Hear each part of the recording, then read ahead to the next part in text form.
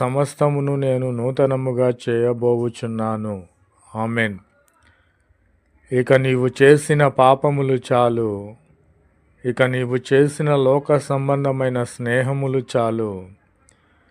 ఇక మీదట అట్టి ప్రాచీనమైనటువంటి స్వభావమును నీవు మరిచిపోవాలి.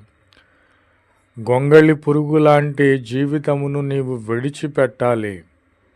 ఎందుకంటే ఇదిగో సమస్తమును నేను నూతనముగా చేసి ఉన్నానని ప్రభువైన క్రీస్తు వారు వాగ్దానము చేసి ఉన్నారు కనుక నీవు గొంగళి పురుగువు కాదు, పాపివి కాదు, బురదలో పొర్లు పందివి కాదు. నీవెవరివి, నేనెవరిని?